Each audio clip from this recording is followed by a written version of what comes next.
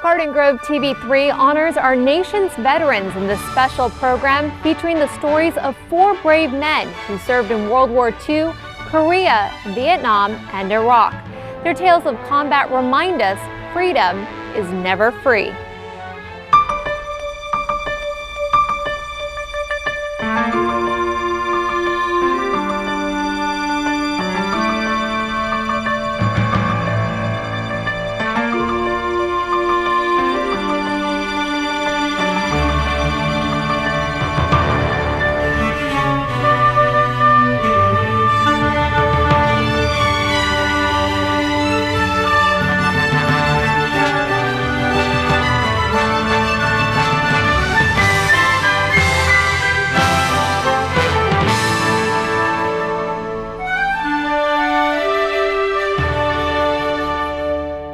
They made sacrifices that weren't always appreciated, putting their lives on the line and afterwards spending a lifetime trying to recover from their experiences.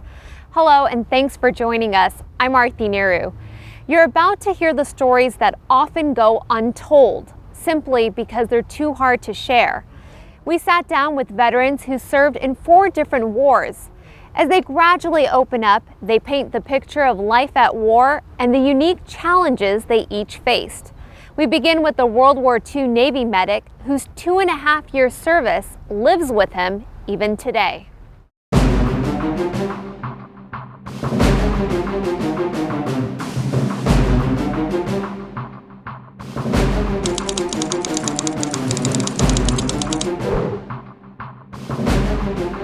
I couldn't believe that anyone would ever attack us. I mean, we were so powerful. The attack at Pearl Harbor on December 7, 1941 was hard for Jack Gutman to forget. 2 years later, he enlisted in the U.S. Navy.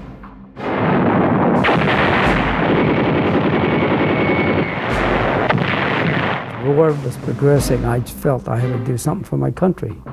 At 17, Gutman was trained as a medic and sent to the Royal Victoria Hospital in England.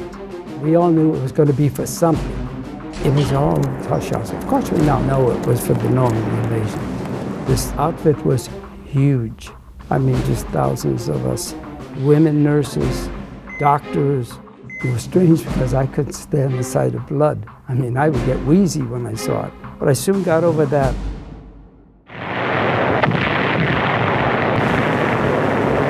Harder to get over the many plane bombings he witnessed. The bombs.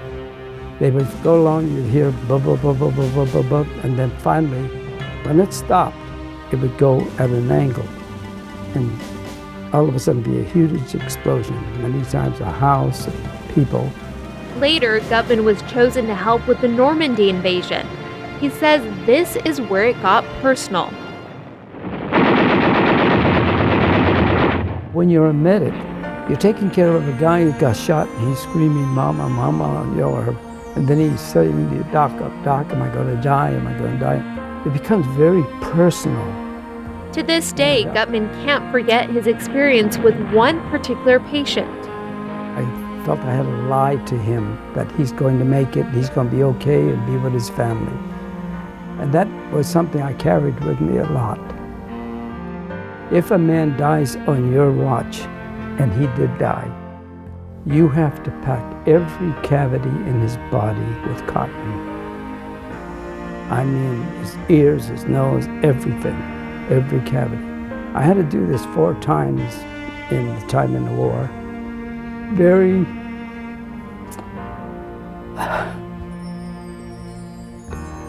traumatic. Another traumatic moment came for Gutman when he was on a ship called the Buoy. I had just finished taking care of a bunch of people in Okinawa. All of a sudden, a thing, boom, boom, boom, and I think that's where I lost my hearing on it because didn't have anything, I didn't expect anything. All I had was this ringing in my ears and my head. We were attacked by the Japanese kamikaze planes. All of a sudden, this guy veers up and goes right into the bridge of the battleship New Mexico. And I see this huge explosion. And I didn't know how many people were killed, but found out later the captain, I guess 80 people were killed then. I had never seen something like that in my life. After Okinawa, Gutman helped take the wounded back to Pearl Harbor. As they got ready to invade Japan, he learned that President Truman had approved dropping bombs on Nagasaki and Hiroshima, and that the Japanese had surrendered. I'm sorry there were so many people that had to die in Hiroshima or Nagasaki, but all I know is that Jack Gutman would not have been here had he not okayed that. Gutman made it back home for his 20th birthday and for Christmas. Every time I hear, "I'll be home for Christmas," I cry because it was so touching for me to finally get there and be alive. Gutman worked as a comedian and used humor to try to escape his nightmares and flashbacks of World War II. But what he experienced during his 2.5-year service stayed with him for more than 60 years. You know what it feels to see a guy with his guts blown out, and the guy shot in here and his face blown out here like that. Despite the post-traumatic stress disorder, I say in all sincerity, if I had to do it again, I certainly would. I'm proud that I was there to serve my country. our next veteran served in 3 wars during his service of nearly 3 decades. To this day, his fingers remember the numbness he felt from the bitter cold weather in Korea.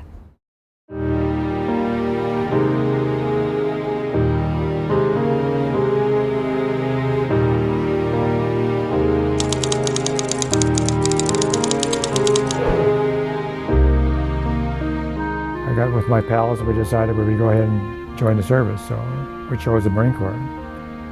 We went and talked to the recruiters in Wilkes-Barre and liked what we saw and decided to join and go to serve our country.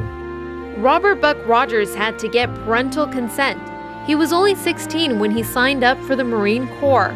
Eventually, his friends would move on, but for Rogers, it became a 29-year commitment beginning with World War II. After boot camp, then I was stationed at Quantico, Virginia, which is outside of Washington. That's where I trained as an aircraft mechanic, and I became a crew chief on one of the transport aircraft.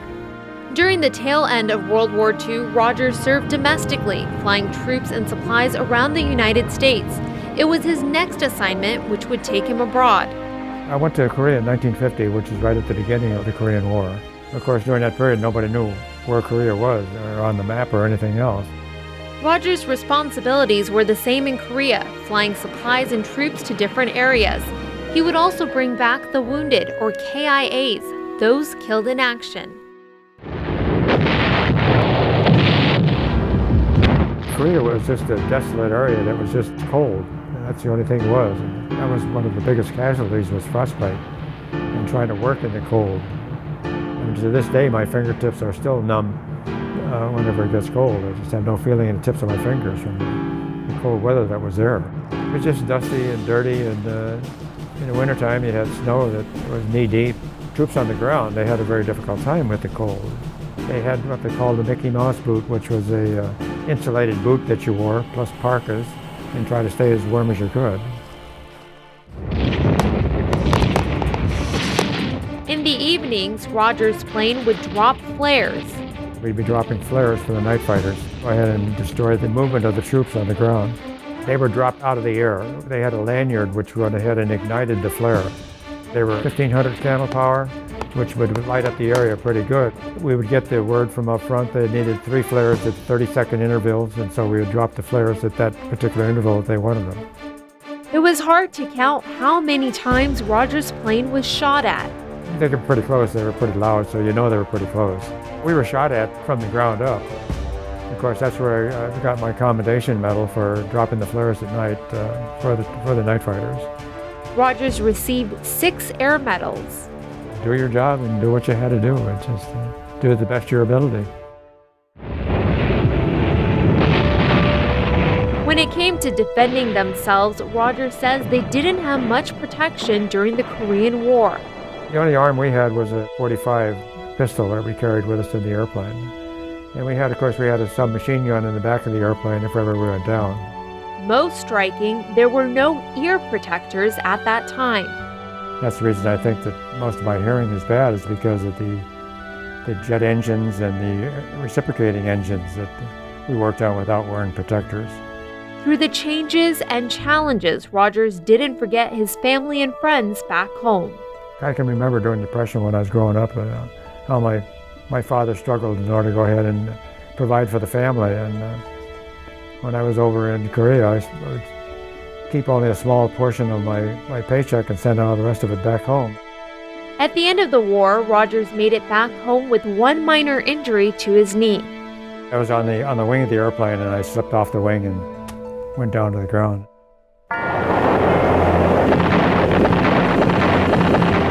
Years later, he went to Vietnam. Vietnam was more intense than Korea was. We actually had 2 airplanes that we lost in Vietnam. In Korea, we didn't lose any airplanes. We've seen more casualties in Vietnam than we did actually see in Korea. But this time, Rogers and the other Marines had more protection. In Vietnam, they had the armored vest. And even in the airplanes, they started armor plating underneath the helicopters and the back seats for the pilots. Whereas in Korea, we never had that. Finally, after serving in 3 wars, Rogers retired in 1974. I had left my family enough, and I wanted to just go ahead and stay with my family. Today, Rogers works with veterans associations, making sure not one veteran is left behind when it comes to getting the benefits they deserve. Still ahead, a Garden Grove man became a local hero after serving in Iraq. What split-second decision saved lives and earned him the highest military distinction.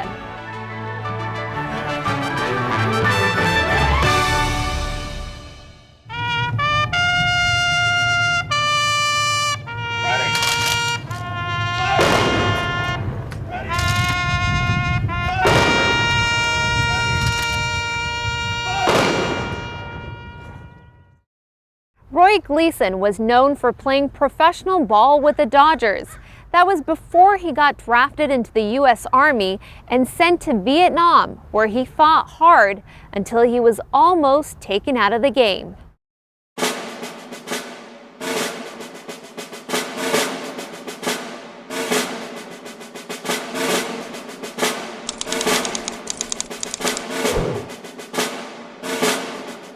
It happened so fast that I had to blink twice. You know, I couldn't believe it was happening. At 24, Roy Gleason was drafted by the military. He was playing professional ball for the Dodgers, but in 1967, he was forced to go abroad and leave his first passion, baseball, behind. They literally picked me up and threw me on the plane and shipped me over to Vietnam. Much of it was a blur, but Gleason vividly remembers the plane ride to Vietnam. I knew I was going to be in the thick of it, and so did everybody else on that plane, and we didn't talk much. My gosh, you look over the side of the plane and you saw almost like a moon landscape with vegetation around it. So if you're thinking, this is no good, you know, I'm going to be in this.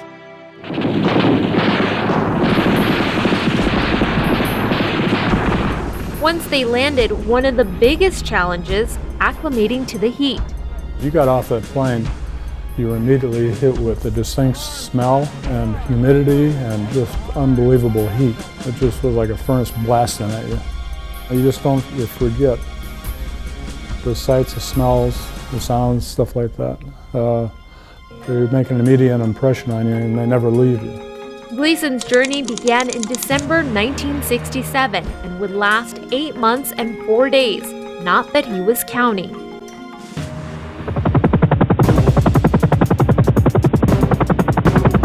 We went where intelligence said the enemy was. They wanted us to make contact, and our job was search and destroy. And usually we were the ones that got shot at first. You were scared to death, you know, the whole time you're there. I don't think there was a day that went by that I can recall, other than when I was at base camp, that somebody didn't shoot at us. You know, there was always either a sniper fire or a full-blown ambush. It was jungle warfare.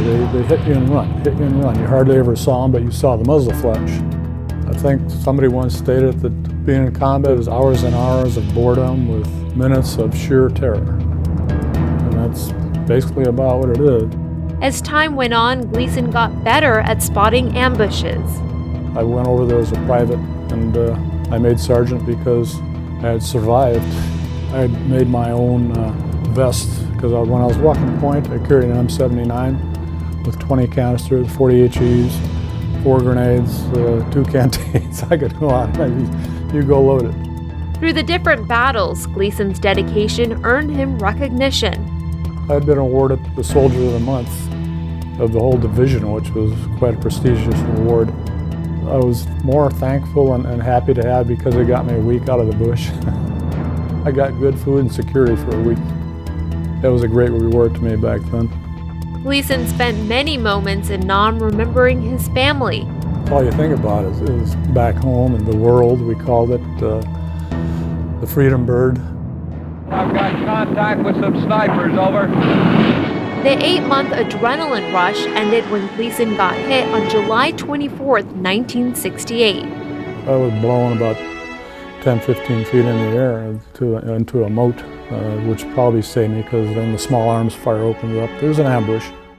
I got hit in the arm, the leg, through the wrist, through the calf, through the elbow, and everything was on my left side. And I was very fortunate. He received the Purple Heart after he was wounded. Reflecting back, it was just things that you don't want to remember, but you have to deal with them because you're not going to forget. Gleason stayed in various hospitals for about 5 months until he was released on January 10, 1969. The highlight was coming home. I was still alive. Today, Gleason advocates honoring all Vietnam veterans who honorably served their nation. There was no hugs, no kisses, but just a lot of jeers. Some of us were spit on. There was no welcome home, and we were looked down upon. It was really hurtful. Some guys re-upped and they went back to Vietnam because they figured they didn't have a home anymore. We were treated terribly, and I think it's long overdue that they finally say welcome home to Vietnam veterans. Gleason never fully made it back to professional baseball after he returned from the war, but he has found another passion, recalling the lifetime memories and experiences of Vietnam. I've been to the traveling wall, which was here in Garden Grove, to see their names on the wall and to know them like we did. And you reflect back and you know how easily that could be my name up there too. I still find it hard to believe a lot of times that my name's not up there, but I'm very thankful that it isn't. Veterans will tell you the bond of brotherhood runs deep, so much so that when Navy SEAL Michael Monsour got the chance to save the lives of his teammates in Iraq, he didn't hesitate to jump on top of a live grenade.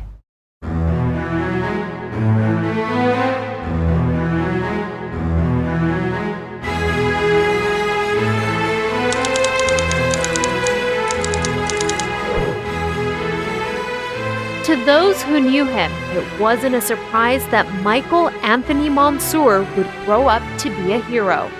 Monsour was a Garden Grove High School graduate. Although he suffered from asthma, he would swim and play football to strengthen his lungs.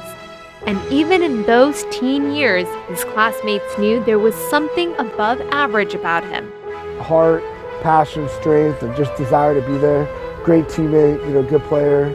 Always did what he was told, and one of those guys that persevered by hard work. Hard work, that's what Monsour was known for.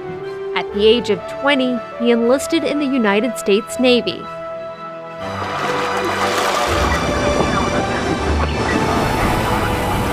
Only 1/3 of those who try to become Navy SEALs make it, and in September 2004, Monsour earned that privilege.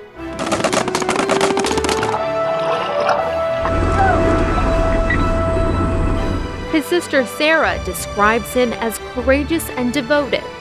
He was a very committed individual, and he was somebody that you could really rely on. If he said he was going to do something, he was going to do it.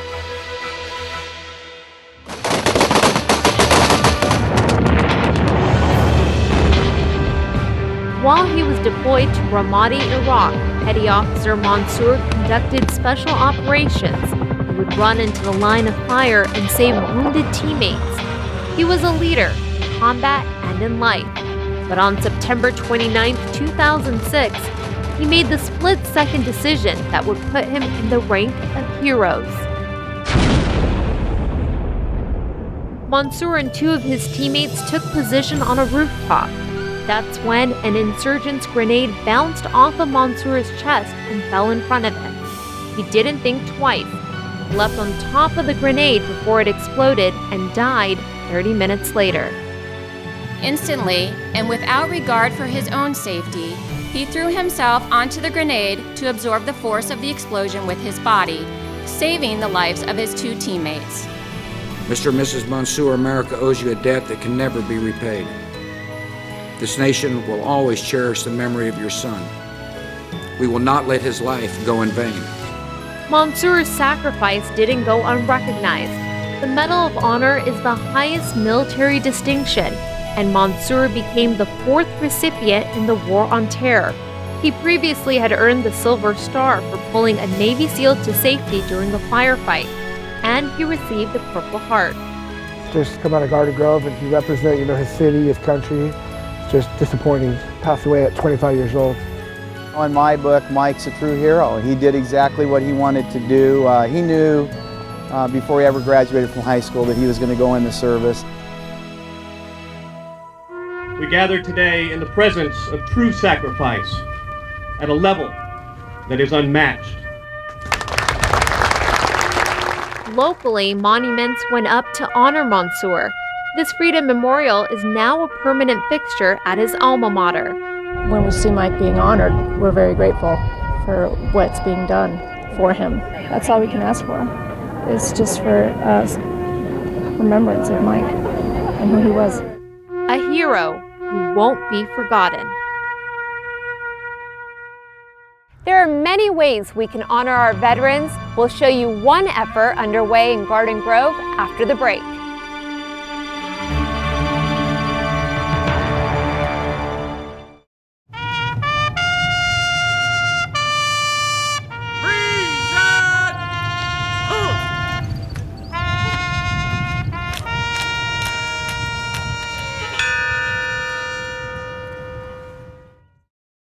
It's never too late to pay tribute to the men and women who sacrificed for our country. That's why the Vietnam War Museum of America Foundation is teaming up with the community to thank our veterans in a very special way.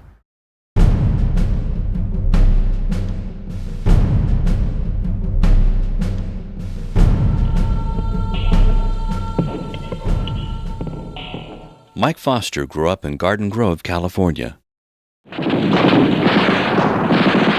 Contact with the snipers, over. He enlisted in the Marines when he was 17 and served in America's longest and costliest conflict, the Vietnam War.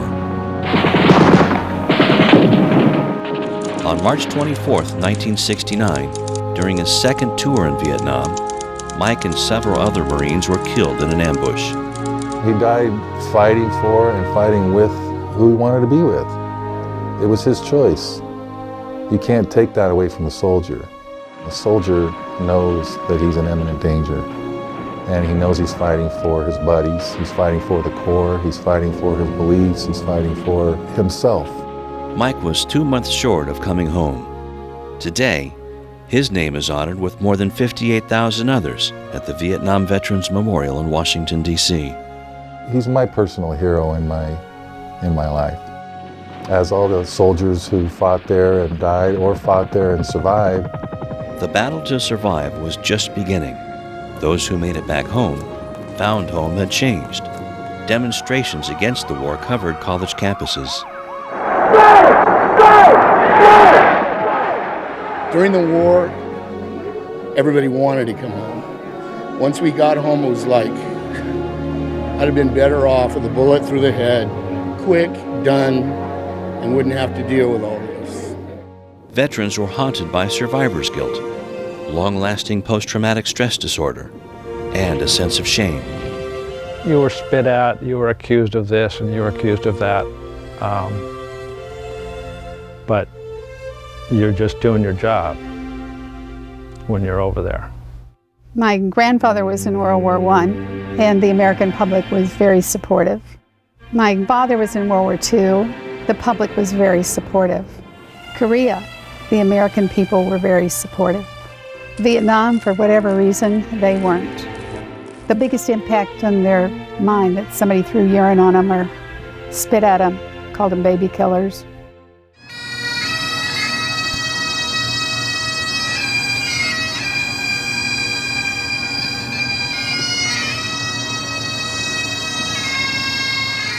Following the adage, better late than never, the Vietnam War Museum of America Foundation is asking for your help to thank and glorify our veterans. The nonprofit is trying to build a museum, archiving the experiences of both American veterans and South Vietnamese soldiers in order to preserve their stories for future generations. 3 months into my extension, while attacking an enemy position, my gunship plowed into a rice paddy, rolled over, disintegrated, and I was medevaced out of Vietnam, a 20-year-old casualty of the war. The foundation has already secured a building to make the museum a reality. Its location is flawless. It's on Harbor Boulevard, directly south of Disneyland. The museum will have on its roof a helicopter with its blade turning. The helicopter will represent and will show the people fleeing Saigon on that April day when Saigon fell. We wish to have a representation of the gate at the Citadel of Hue, built as the pedestrian entrance to the museum. The Vietnam War was characterized by daily news on every channel in the United States. And our museum is going to be filled with TV screens of all different sizes, showing some of those news clippings. The museum is expected to have changing exhibits showcasing the events that led to the war, the challenges of guerrilla warfare, and the changes that happened on the home front.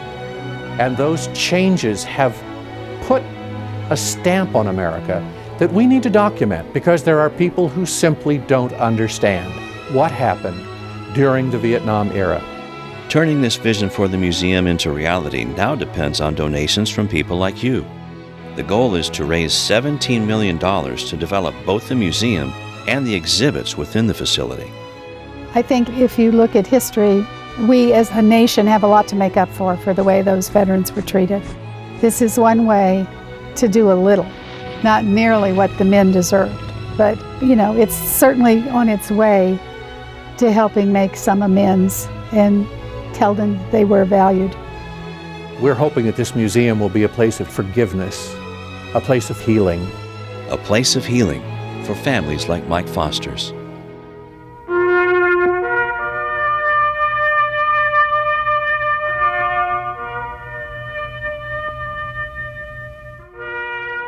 The museum will be a place to gain a better understanding of a misunderstood time in history.